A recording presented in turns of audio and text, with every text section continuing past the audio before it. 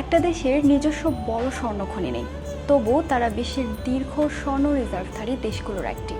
এটা কি অর্থনৈতিক সাফল্য নাকি ইতিহাসের দীর্ঘ ছায়া? ফ্রান্স বর্তমানে বিশ্বের সবচেয়ে বড় স্বর্ণ রিজার্ভকারী দেশগুলোর মধ্যে অন্যতম।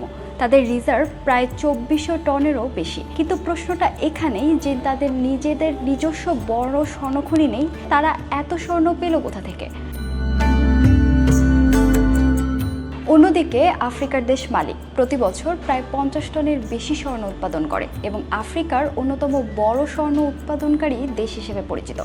তাহলে প্রশ্নটা দাঁড়ায়, স্বর্ণ উৎপাদন কোথায় হচ্ছে আর সেই সম্পদের সুবিধা কে পাচ্ছে?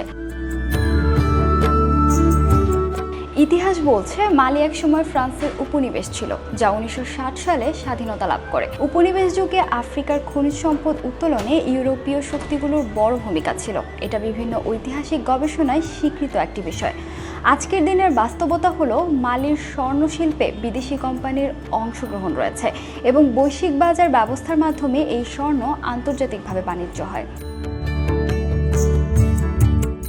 ফ্রান্সের স্বর্ণ রিজার্ভের উৎস মূলত আন্তর্জাতিক আর্থিক ব্যবস্থা, বৈদেশিক বাণিজ্য এবং কেন্দ্রীয় ব্যাংকের রিজার্ভ নীতি।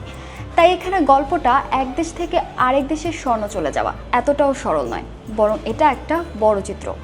উৎপাদন এক জায়গায়, নিয়ন্ত্রণ, বাণিজ্য ও রিজার্ভ অন্য কাঠামোয়। আজও মালি আফ্রিকার গুরুত্বপূর্ণ স্বর্ণ উৎপাদনকারী দেশ, কিন্তু সেই সম্পদের পুরো অর্থনৈতিক সুফল নিয়ে বিতর্ক আছে। শেষ প্রশ্ন, যখন সম্পদ মাটির নিচে থাকে তখন কি সেটা শক্তি, নাকি শক্তি তৈরি হয় সেই সম্পদের নিয়ন্ত্রণে?